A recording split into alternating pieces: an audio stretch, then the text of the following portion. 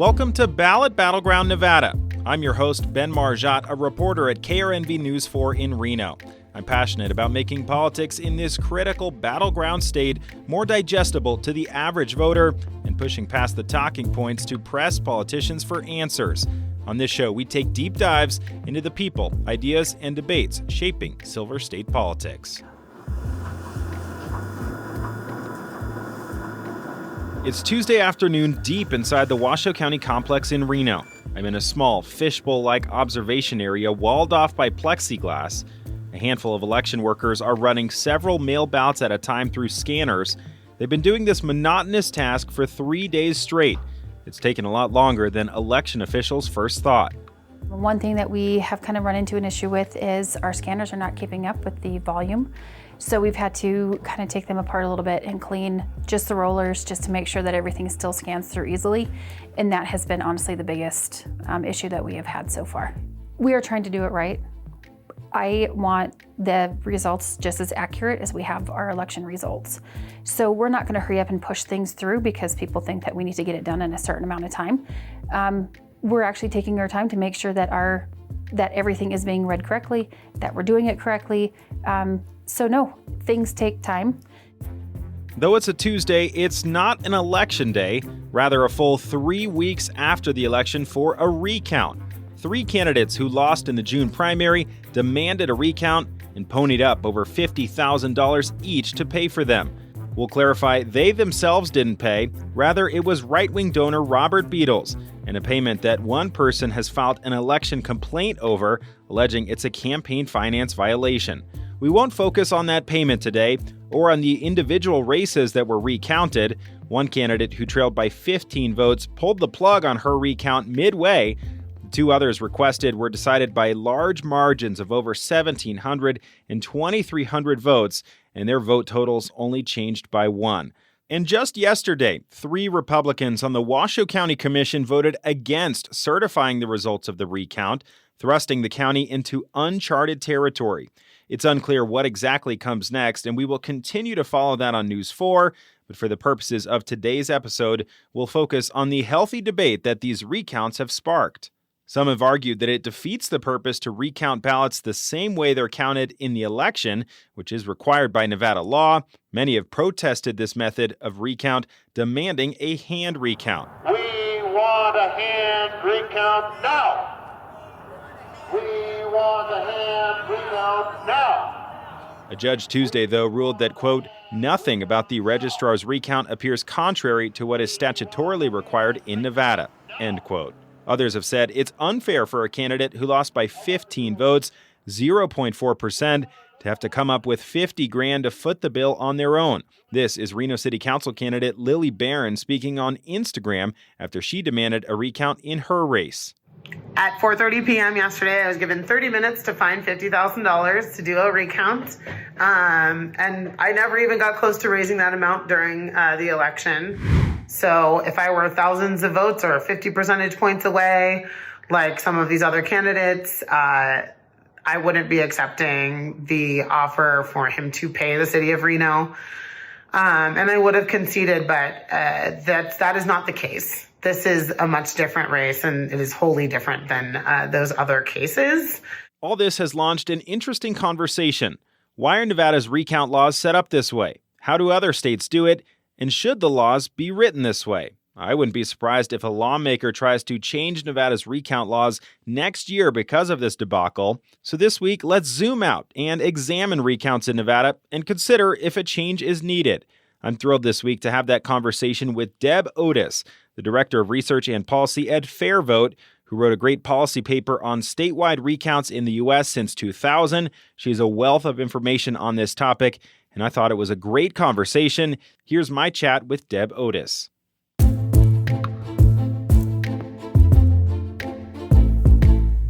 And I'm so pleased to be joined now by Deb Otis, the Director of Research and Policy at FairVote. Deb, thank you so much for joining us virtually here. We really appreciate it. Hi, it's great to be here. Thank you. I see on social media, looking you up before we started recording today, that you are a board game and baking enthusiast. Hopefully you got to do both of those over the 4th of July weekend. What's your favorite thing to bake right now? Well, it's summertime, so I've been getting a lot of fresh berries, so I'm all about pie lately. I love doing a pie with a lattice top.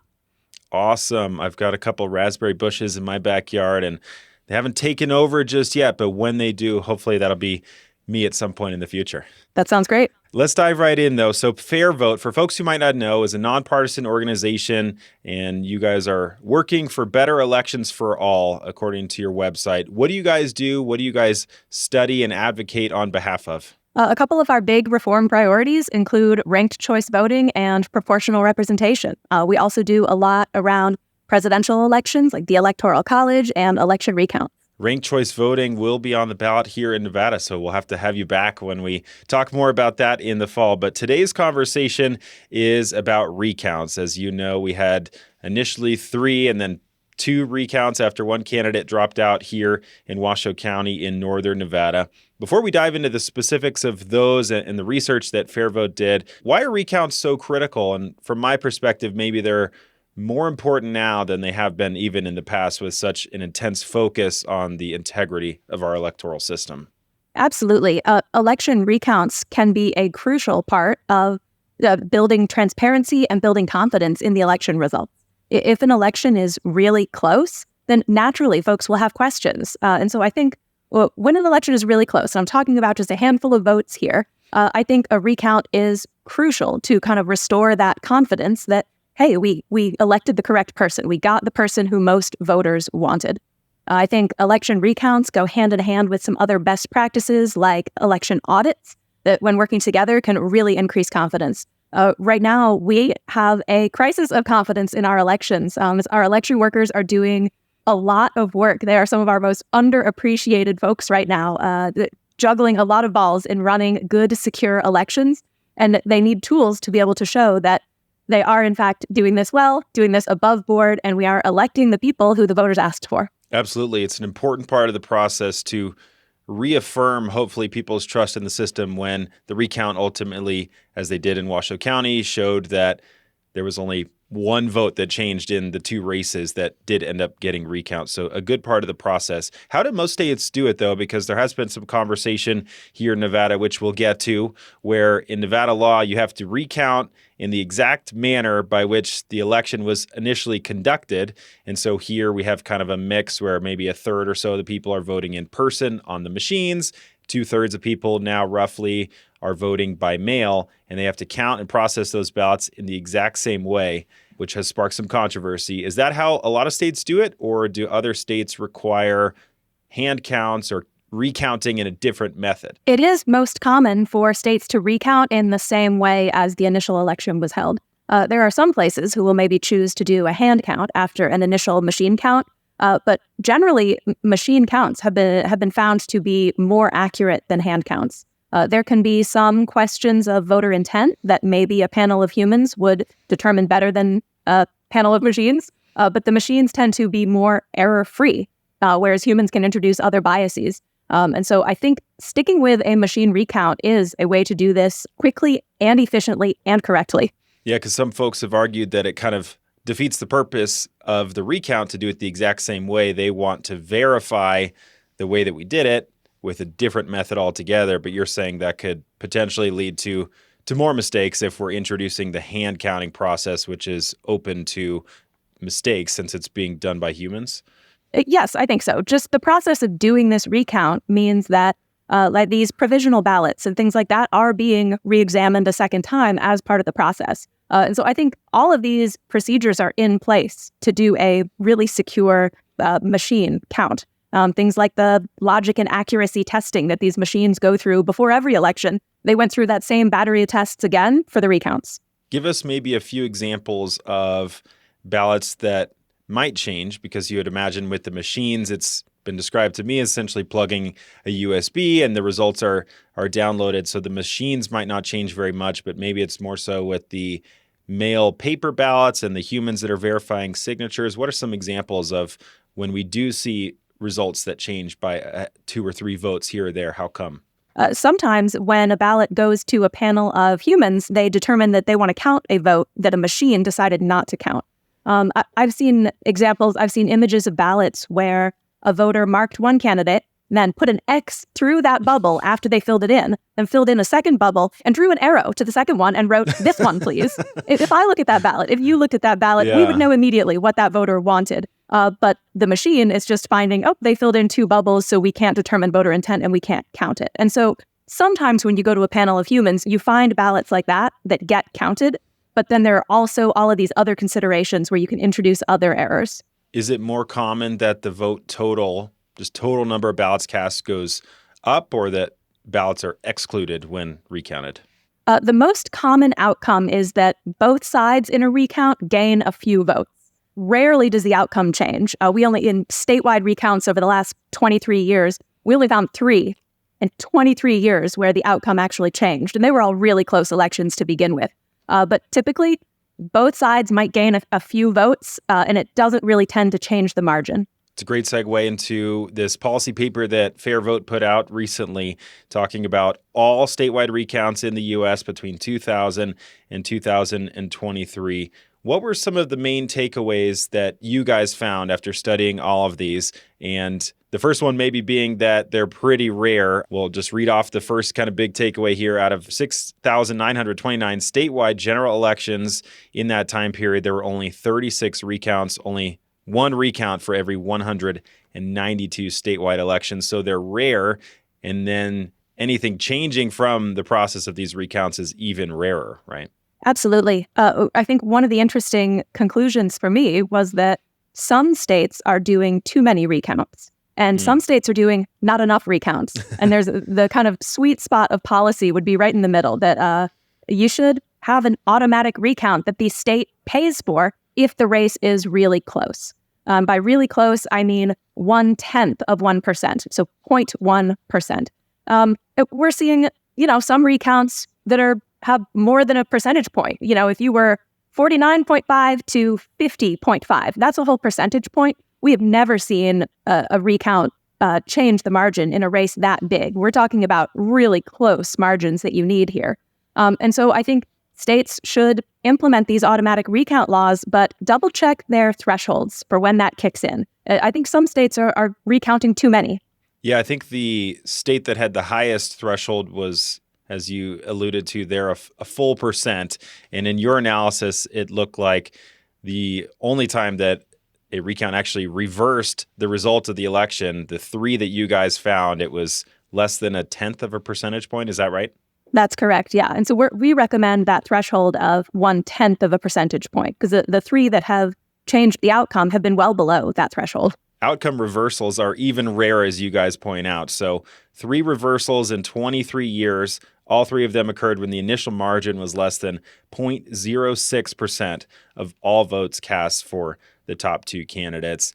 We'll stipulate, of course, that you guys only looked at statewide elections. And of course, here in Washoe County, we are referencing a couple of local elections. Presumably, there are more recounts done for some of these local smaller elections as well. But maybe not, because there is this burden, at least here in Nevada, of the cost of the recount. And so part of the debate that has happened here is there's a city council candidate who doesn't have a ton of money because it's a city council race. It's within 15 votes, 0.4%, and she wants a recount and has to come up with $50,000 to do that. Is that pretty common for other states where the candidate has to come forward and pay if there is no automatic trigger threshold, if you will? Yes, that's not uncommon. About half of the states have a threshold under which the state will pay for an automatic recount. But the other half have some combination of the candidate or the campaign can pay, or a group of unaffiliated voters can pay, or in some cases, no recounts allowed at all. And so I think it varies a lot. Nevada is one of the states that does not do any automatic recounts. So you're in kind of that second half of states where I would advise implementing a law to do some of these automatically. I think when the race is really close, the burden should not have to be on the candidate. The week after the election, we don't expect candidates to have a big war chest of money left. They just spent it all on their campaign. Right. And so there's this burden on the candidate to go fundraising and pulling in outside donors to figure out who can pay for this recount. It creates some really strange dynamics. And I think it puts an extra burden on election administrators. They don't know whether they're going to have to do a recount until a candidate files and pays for it. if you have this structure in place, if the election is within X number of votes, we're going to do a recount, then the election administrators are prepared for it, and they know exactly what's coming, and they can get going right away rather than being in limbo for days or weeks as they wait to see if a candidate files.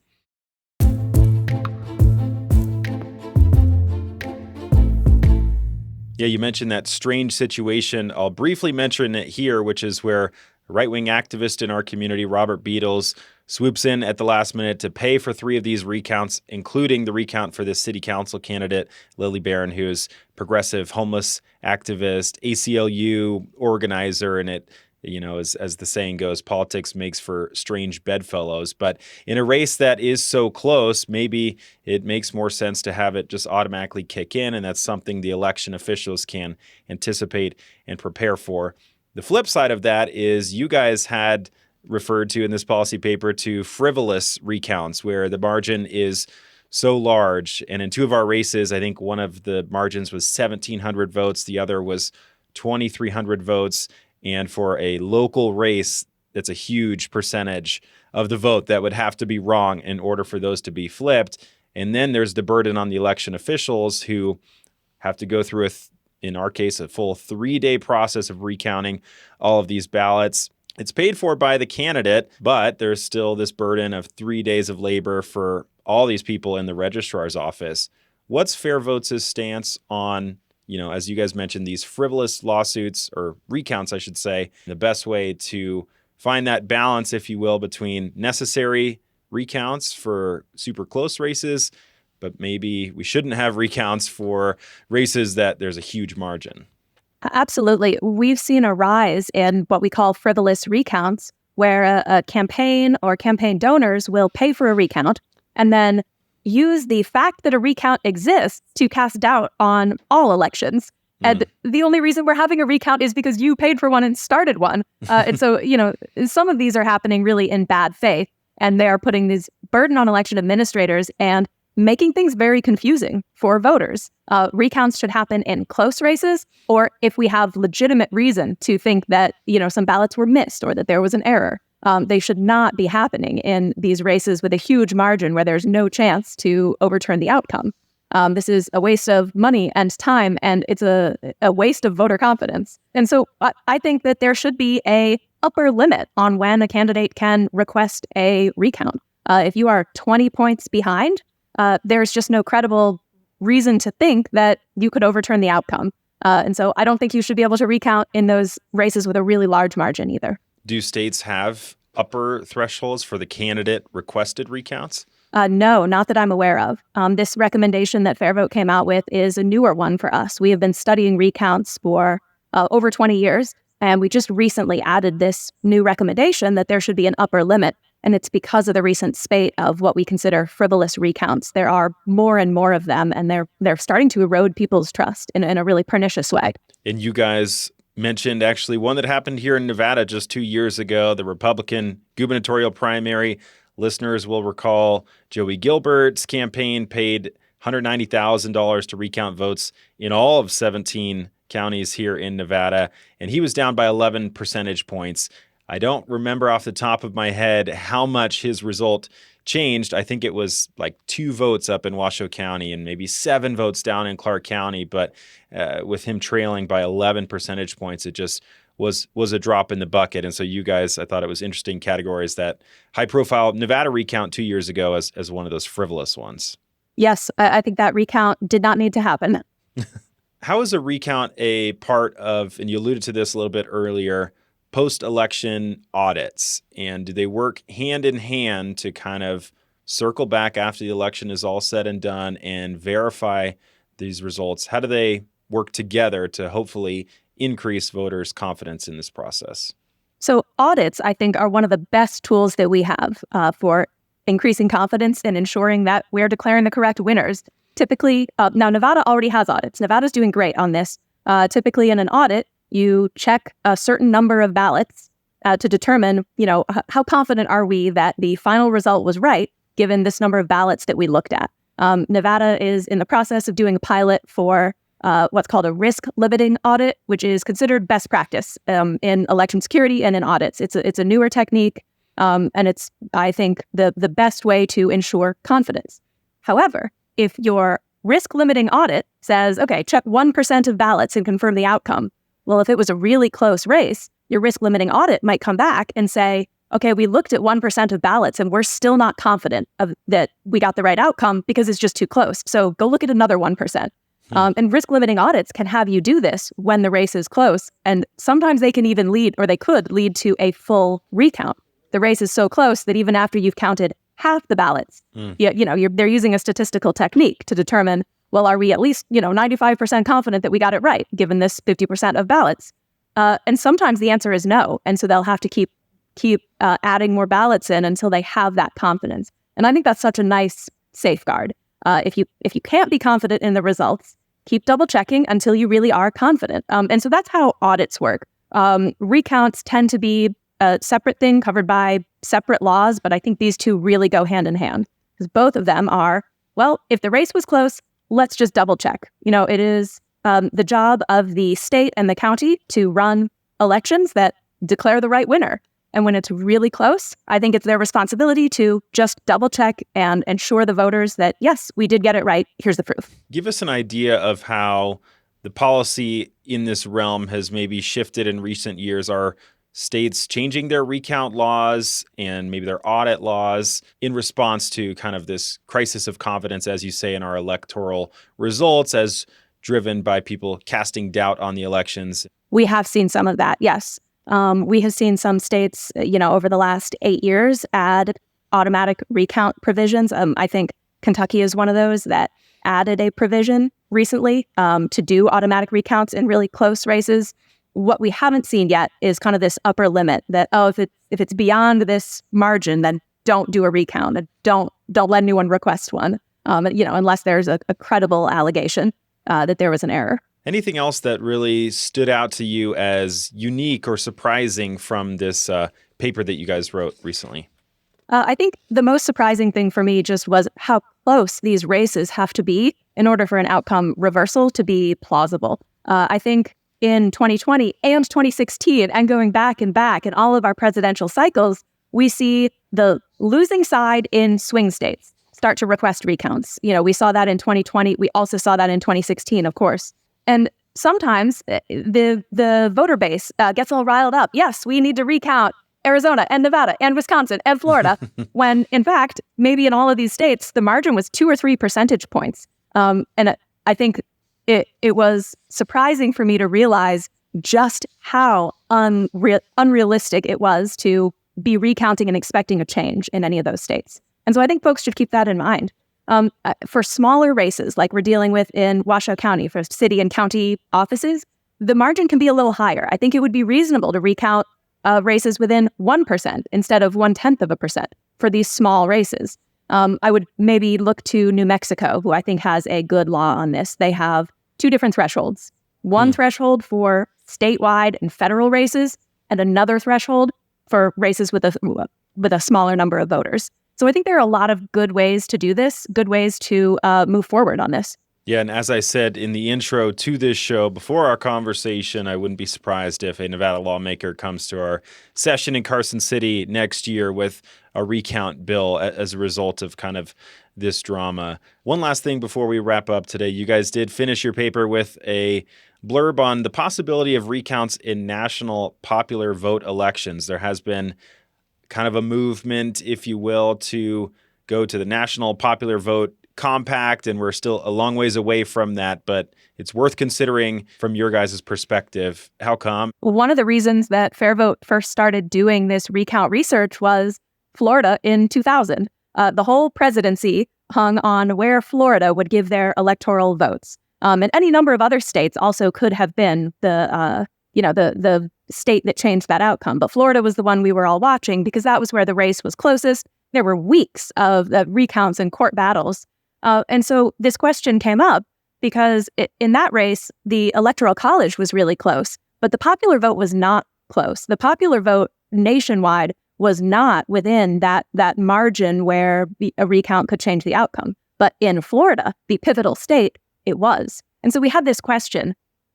Given our Electoral College system, how often will the presidency hang on a recount in the deciding state versus if it was the national popular vote, how often would the race be close enough that the outcome hung on a recount? And we found out that it was many times more likely to have a recount decide the presidency in our current system. If it was national popular vote, it would be exceedingly rare for the margin to be this close. But with our electoral college system with 50 different states, each cycle, a different state ends up being the pivotal one. And anytime that pivotal state is within this, 0.1%, that'll happen a lot more often. And so we're more vulnerable to elections taking forever to decide in recounts in our current system. Deb Otis, thank you so much for joining us. It's been a wonderful conversation about recounts. And as I alluded to, maybe someone in Nevada will push to change our recount laws as a result of what happened here, as seems to be the trend in a couple of states around the country. But we'll wait and see. Thanks so much for having me. This has been great. A special thanks to Deb Otis for joining this week's podcast. Before we go, another shameless plug. If you've liked listening to Ballot Battleground Nevada, do us a huge favor and go vote for us for Best Local Podcast. This show got nominated for the Reno News and Review's Best of Northern Nevada Awards. Go to vote.renonr.com and go to the Culture section to find Best Local Podcast. This final round of voting goes through July 21st. You do have to vote in 10 categories for your vote to be counted. And as always, if you have guest ideas, episode ideas, questions, comments, compliments, concerns, anything at all, feel free to shoot us an email to bjmargiott, Margiott, at sbgtv.com with Ballot Battleground Nevada in the subject line. And also, if you want a Ballot Battleground Nevada sticker, just hit me up anywhere on social media and we'll send you one right away. Thanks so much for listening. We'll see you next week.